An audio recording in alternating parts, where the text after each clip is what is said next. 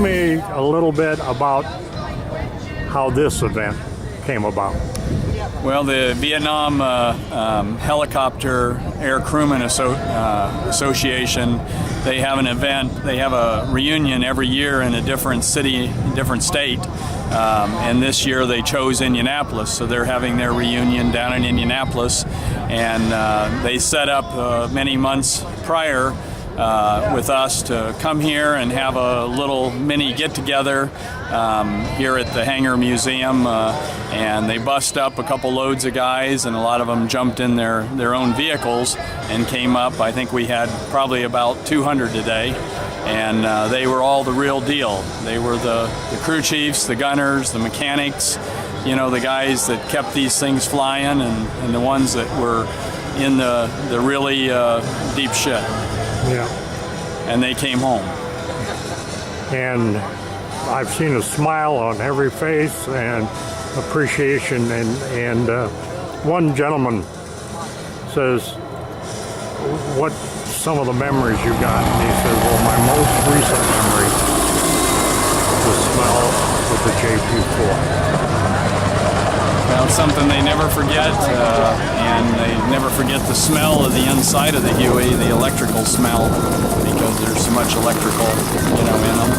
And so I'm just glad in 13 years since we started our 11th flying season, and this was the 170th scheduled event out of 170 without one ever being canceled by Mother Nature or for maintenance.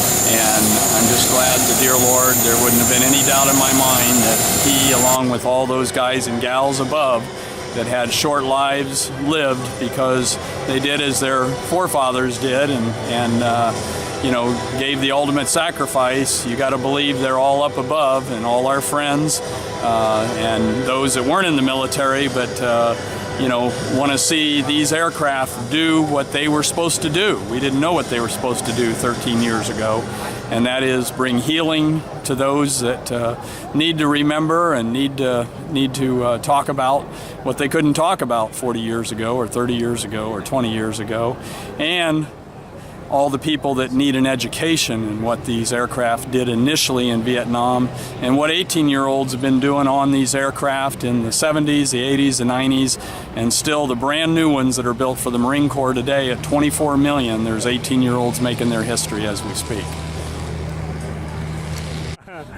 So, anyway, what's your favorite story to tell? Oh, it has to be the one on our own, on me and the other pilot, you know, when we lost the skids on this aircraft. We were the last aircraft of 10 in a flight with Vietnamese troops going into an LZ to fight the war. And the aircraft flew into smoke and lost track of the other aircraft in front of us. And subsequently, the pilot slowed down. We lost efficiency of the rotor blades, and the low rotor RPM warning came on. And we started to roll the aircraft, and with the control input we ended up being level, but we smacked the ground and we just kind of smooshed the skids off to the side on the ground and landed on the belly. Nobody got hurt, no injuries. Vietnamese troops took off and went to their war. I think we never saw them again. So we shut it down thinking people were going to come and pick us up and take us somewhere and leave the aircraft, and the commander came by and asked if pilot had shut it down, and we said yes, and he said, well, you start that SOB up and take it back home. So we did that, and they put some sandbags down and they landed the aircraft. The only problem was that the impact of the landing did make the main support stringers of the aircraft twist a little bit, so it had to go back to the States. So that March 8th, 1968 was the last day it ever flew in Vietnam, and Jim and I were the last pilots to fly it in Vietnam. Oh, be doggone. So that's a story. Nobody got hurt except the taxpayers. Right. About $160,000 worth. Yeah, but they'll take that. I'll take that just for your safety and everybody else. So it's like now I come back and I fly that very same aircraft that's been completely restored. It's worth tons much more money now than it was then. But the thrills all over again every time you lift off and go. Right, right. And what's really great about today is that all these gentlemen that are here today are people that had their hands-on, that was their hands-on jobs, either pilots, crew chief, door gunners, maintenance people in the hangar, and for them to come here and have a chance to put their hands on the machinery again and in the condition it's in, it makes all of them wax nostalgic. Well, they did, and seen some tears in their eyes and everything else like that. And well, we're kind of by virtue of the connections that people have made with all kinds of different reasons or associations with the aircraft, it's a bonding, healing process for some people. So we love being a part of that, and that's one of our main missions. well, Yeah, the main goal of us is to, to preserve these aircraft, to educate the public, and to honor all the veterans and people that were associated with them. All veterans everywhere and patriots everywhere. As John says over and over, you don't have to be a veteran to be a patriot. amen. Amen. Well, thank you for your time. Thank you, sir. So, tell me a little bit about yourself and why you were on this flight. Okay, actually this was my helicopter 47 years ago. I was the last crew chief on 049. I served from 1970 to 1971. I flew with the 119th Assault Helicopter Company and with this ship on the 335th Assault Helicopter Company. I was in country 13 months. Okay, and what do you remember about this ship? You don't have enough film tape or digital. an awful lot, but I'll be honest, I spent a short period of time on this particular ship as it had structural damage. It had to be sent back to the United States. So I acquired one that was freshly refurbished, 016, where I spent the remainder of my tour. Okay, well, I talked to one other person, and he said the most beautiful thing that he remembered, and he says they just smelled it, was a JP4. We use that to heat up our sea rations. As well as to fly the aircraft. Correct. Okay, any special stories? Wow, I have so many, but anyway, I'd just like to say hi to a friend of mine, Frank Root, who informed me of this organization and got me involved in 049. Thank you, Frank. I greatly appreciate it. Okay, and have you enjoyed your day here? Unbelievable, spectacular, really pretty much left me speechless at first. It's just been a tremendous day and a tremendous organization. Okay, and let's go over here to My door gunner. Your door gunner. Oh, okay. Tell me a little bit about how you got involved in this. My dad was a door gunner on this helicopter, and he didn't want to fly because he has vertigo, so he put me on instead for him. But we came all the way from California to see this refurbished, and just wanted to see and make sure that I got to experience it. And did you learn anything? Yeah, that's probably so addicting, and it leaves you speechless. It's the best feeling just being out there.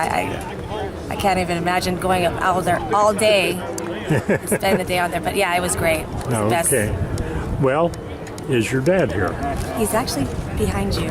Okay, well, let's go talk to him. Okay, there he is. I'll get him.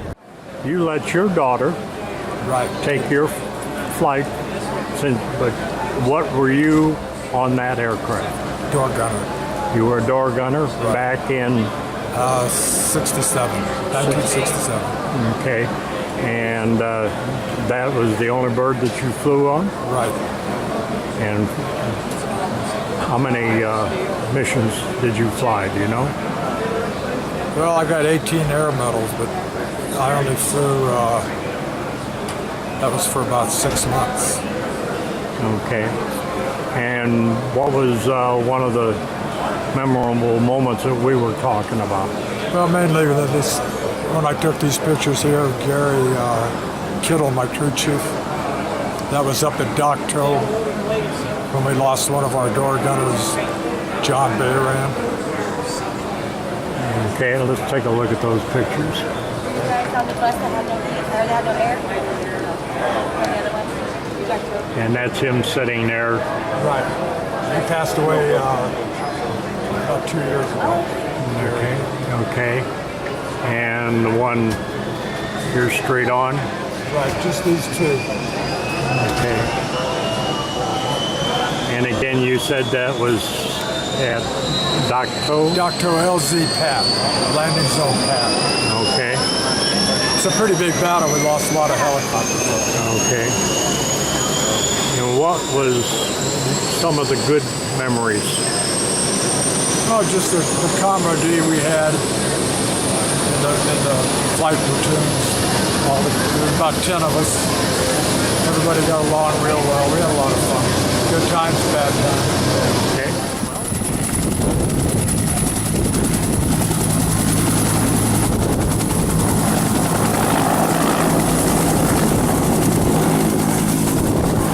You just had a flight on which aircraft? Helicopter 14049. And what did you have to do with that aircraft? I was the original crew chief on it in Vietnam in 1965. Took it over from Fort Benning, Georgia.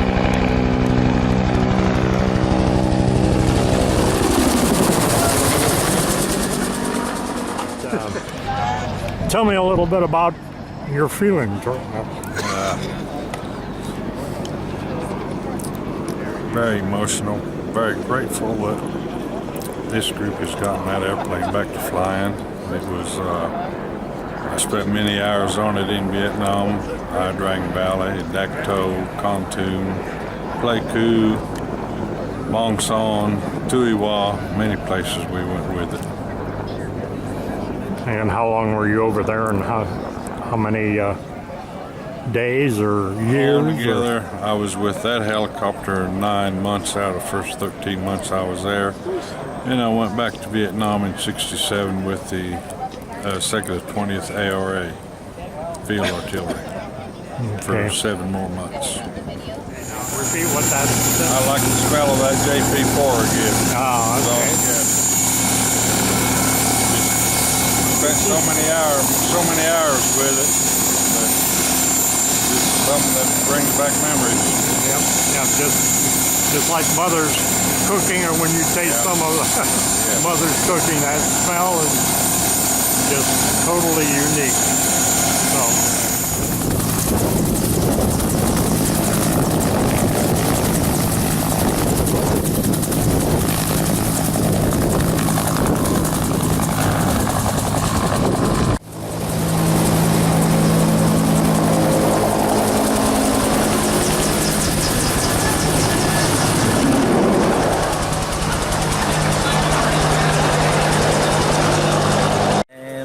I was then Major Kettle's door gunner for all the time that we were in Vietnam together. We were together. And he is the pilot of the aircraft? He was the pilot, and I was the door gunner, crew chief / crew chief. Okay. So okay. I came in Detroit, Michigan, and I joined the Army. And the usual thing, basic training, advanced infantry training. And then I was assigned to the 176th Assault Helicopter Company in Fort Benning, Georgia. And okay, well, how did you get to America from your country of origin? What was the city that you were born in? Nuremberg, Germany. Okay. And there was nothing happening in Germany. I was 18 years old. The grass looked much greener over here. And so I came adventure, looking for adventure. And then I was assigned to his helicopter in Fort Benning, and stayed with him the whole time. Is that right? And when did you go to Vietnam? In February 1st of 1967. Okay. And we flew missions over there every day till I got hurt, and we got shut down. So, tell me about the pilot of this aircraft, and how in the heck, how many years later that you're meeting and riding again in the same... Well, we have kept in touch the whole time. And he was a major at the time, right? Uh-huh. And he was the leader of the 1st Flight Platoon. And he had a hard time keeping the door gunner and crew chief. When you're the leader of the 1st Flight Platoon, out of 20 helicopters, you're always the first chopper. And he had a hard time making any. Well, he didn't. He found me, and I promised I was going to stay with him. And he was appreciative of that, even though he was a stern taskmaster, but he was always fair with me. And one day I asked him, why do we always have to go first? And he said, very simply, if you want to fly with me, I'm the leader of the first flight platoon. And so you're always going to be the first chopper in and the first chopper out. And I enjoyed my time with him. And the co-pilot's name was Chief Warrant Officer Ray Seacrest. He was the other guy in the crew. And we headed off. And after all these years, we're friends now. He will introduce me as his battle buddy. I wouldn't have dared call him my battle buddy back then. We were not on the first name basis. Check to this and check to that.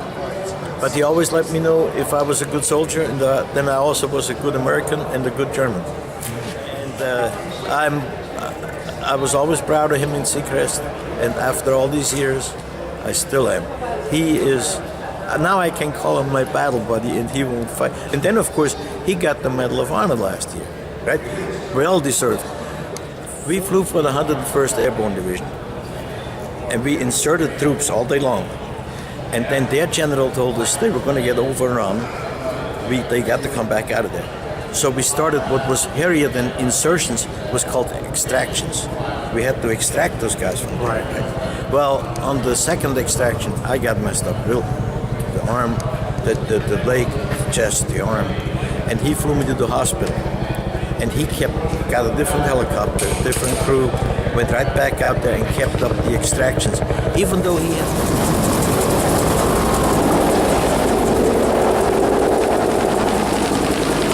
He's 88 years old.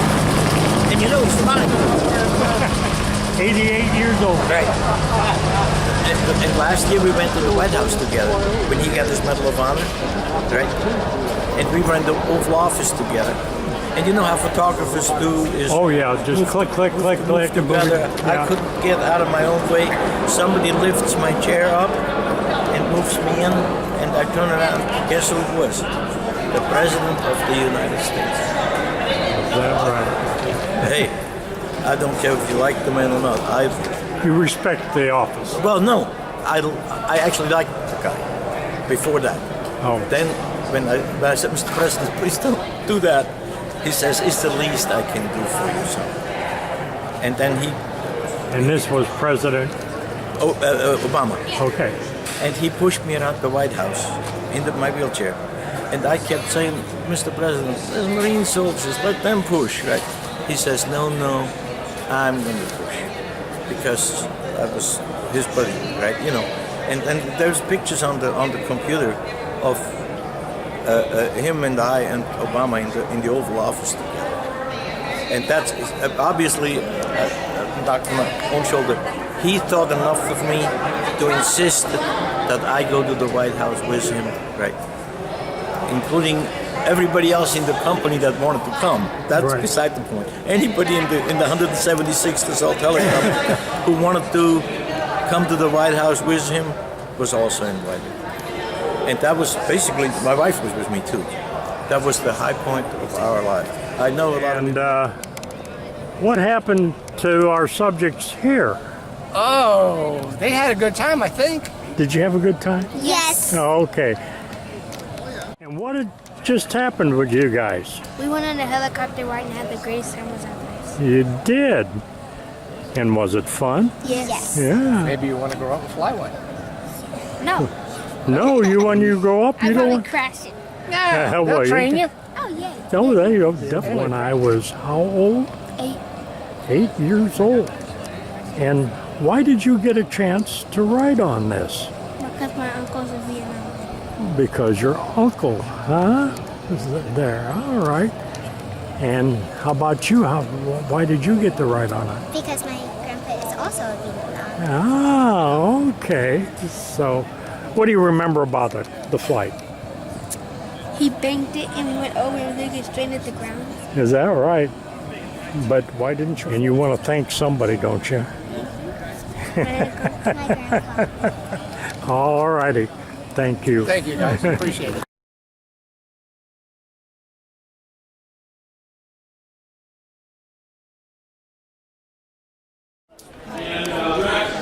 It's aircraft 049. It's a B model gunship, and I think it's only one of 2 B model gunships in the United States, probably the world, that are configured with the rockets, the miniguns, with all the armament systems. It was in Vietnam for, I believe, almost 6 years, and it was a gunship during its total time in Vietnam. There are 78 bullet holes in this helicopter. If you look around, you see the little Vietnamese campaign flags. Each one of those is covering a bullet hole that had to be repaired.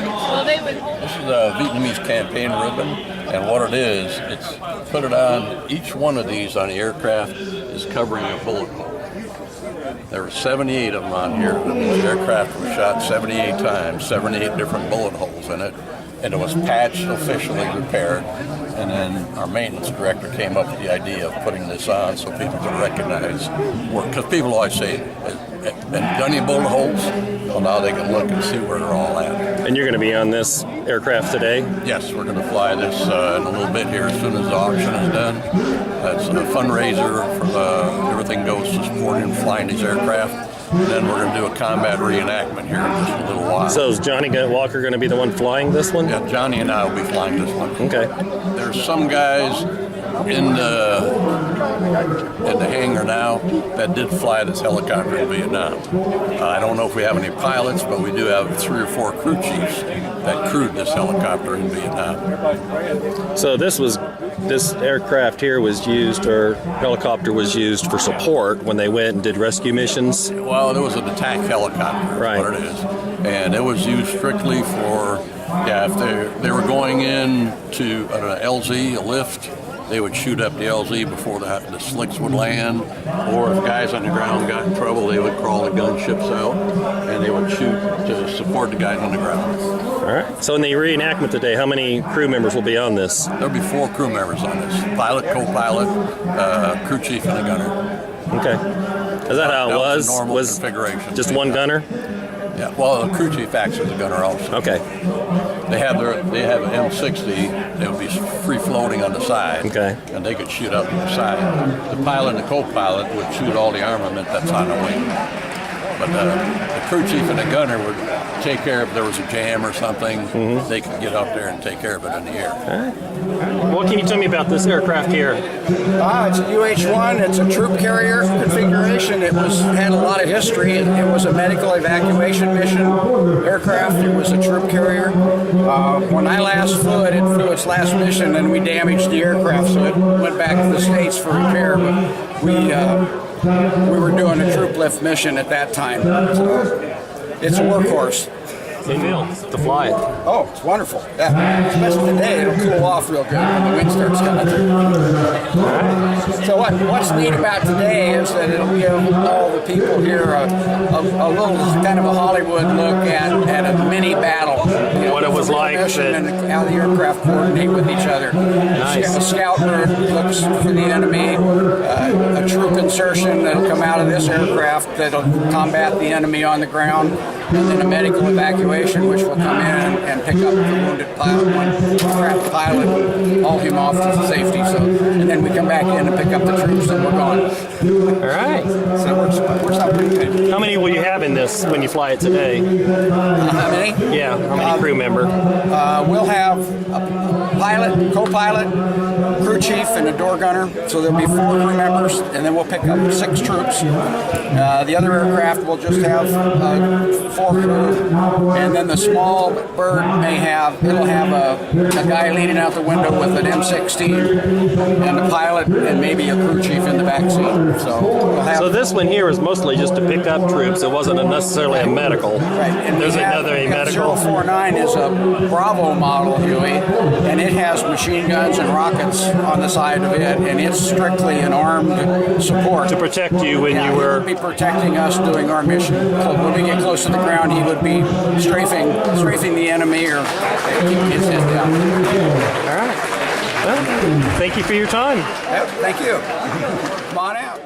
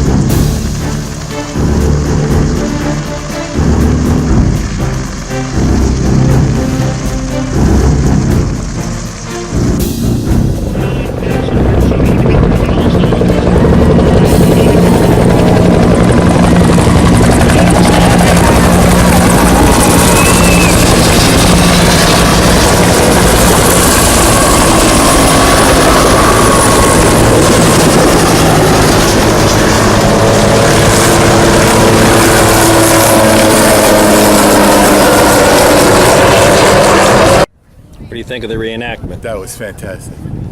That brought back memories. So flight 1 and flight 2, you need to be up here. So what brings you here today? It was our surprised that Daddy took us to. All right. You like it here? Yeah. Are you learning a lot? The helicopters are in all sizes. Yeah. I saw you talking to a pilot earlier. The one that actually flew, the one that's over there. What did he say? Anything? He talked to my dad. Ah. What do you have to say? He said that he was the last one to fly that plane or that helicopter in Vietnam when it broke the stanchions off, the running gear off. So they had to ship it back, but he's flown it since it's been back here the last few years. All right. Well, it's kind of neat that he's able to fly the same helicopter that he flew when he was in service. It is, definitely is. Brave man, brave helicopter pilots in Vietnam. All right. What do you guys got in your hands? Stickers. What are you going to do with the stickers? It's our friend's birthday, and I want to give mine to him. All right. All right. The other one's going to go in your scrapbook, right? No, I'm going to put it on a paper and then act like it's stamp. Oh, like for your stamp collection? Yeah. All right. Well, thank you for your time. Thank you. I became crew chief, and I had another door gunner, and we actually left the company the same day, and then Marcus became the crew chief of my ship. Yeah, that was good. So one day you started as a door gunner, next day you're the crew chief. Yeah. The experience level. So this is the 11th year here. Have you been coming every year? No, this is the first year we've had a reunion here. We've been doing it in Canandaigua, New York, Campbellsville, Kentucky. Hey, where'd you come from? So what do you think? You excited? Definitely. Glad to be back? I haven't been up in the Huey since 1971. About this time, August of 1971. Wow. And you're going to go up today? Yes, I am. After they're done doing their reenactment? All of you going to get to go up? Yes. Anybody with this band is going to go up. All right. I'm looking forward to it. It's been 47 years since some of us seen each other. So you were a crew chief? I was a Huey crew chief. And I was the Loach crew chief and door gunner.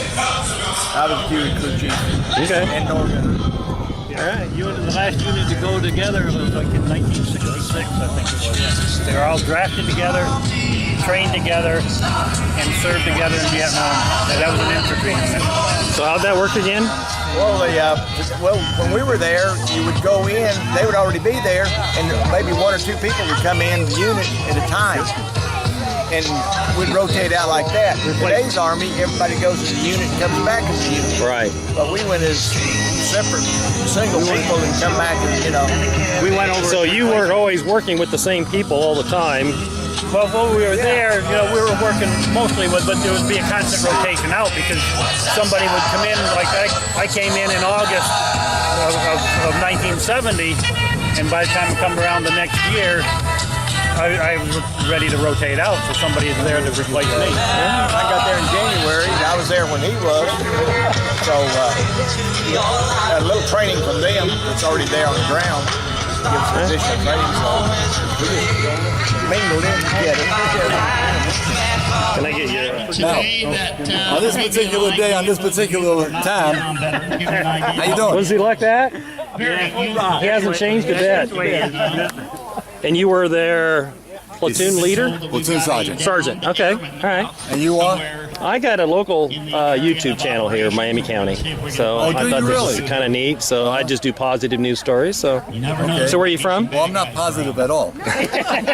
Does he stop? This is a negative. This is a negative story. Where you live now? New York. Oh, you won't tell anybody. New York. Is this your first time here for the reunion? It is my first time here at this reunion, yes. Okay. Although we had many reunions in different parts of the states. Right. But with this aviation unit, this is fantastic. This is the best I've had in 50 years. Have you been up in, how long has it been since you've been up in a Huey? My honor and privilege to Last narrate night. No, I'm sorry. this reenactment for you. 1970. So you're going up today? Going up today for the first time since 1970. How many years is that? That's 47. 47 years. What an opportunity, huh? It's great. And I owe this all to one of my men in my platoon, Bill Flowers. Mention them right up front. Bill Flowers got me to come down here, and grunts. Here I am. And you're glad you made the trip. Yeah, so this is the positive part of the negative story. Okay. Fred Fighter and his crew. And a lot of these guys are my men from the platoon, except for their sons, and had a hair with them. So we're having a good time. We are. Yeah. Check out the Wolfhounds. I'm glad you're here. Yeah, just don't print that. What a typical round. Don't put it on.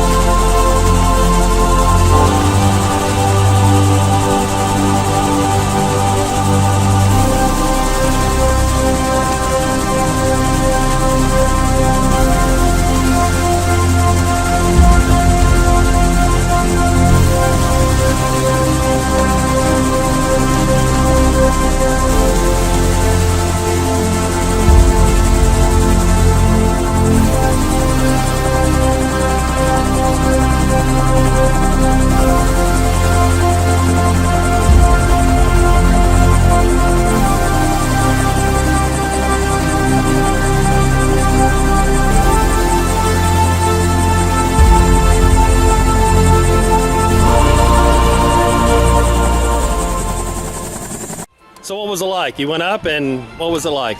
Well, for most of us, it was our first time back in the saddle for 47 years. And speaking for myself and for my friend Dennis here, who I know enjoyed it every bit as much as I did, it was wonderful. I mean, like yesterday. It brought back feelings that had long passed. Yeah. Everything today with this reenactment and everything and the flight was tremendous. I haven't been up in Hey, Alan, Huey Alan Walker, we need you up here in the DJ booth. Somebody just really important. brings it all back, you know. I mean, it was a fantastic great job, here. and I just enjoyed the flying.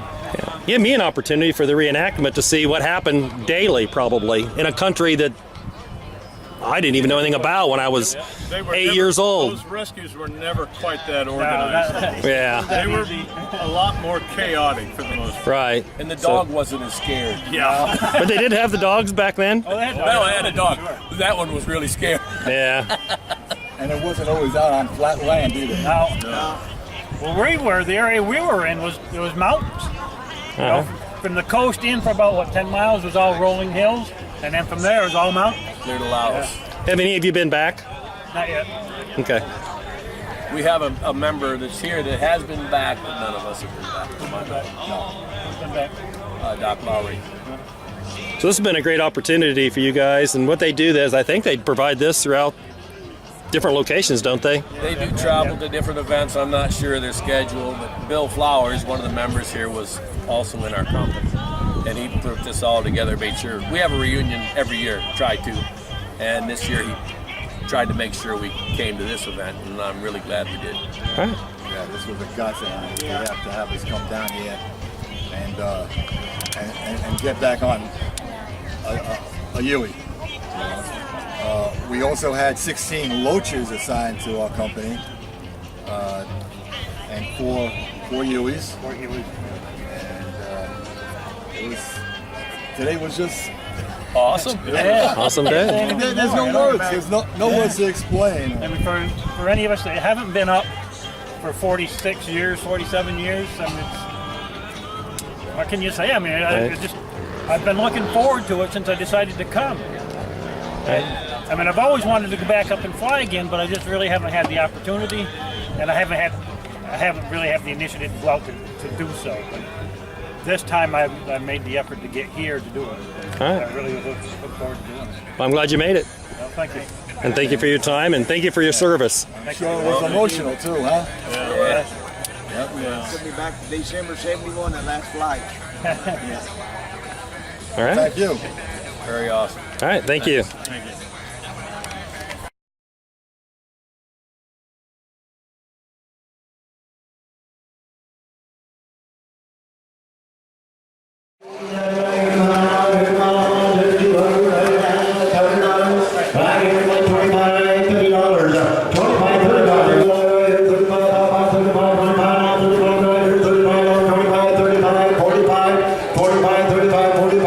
$45, 45, 45, 45, 45,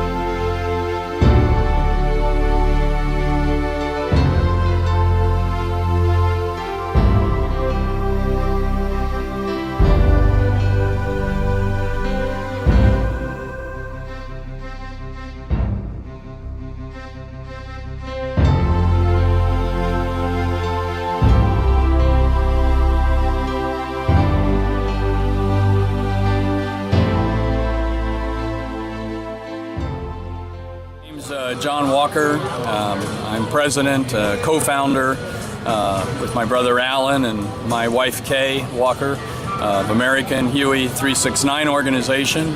And you can view what's going on with American Huey 369 on our website, AmericanHuey369.com.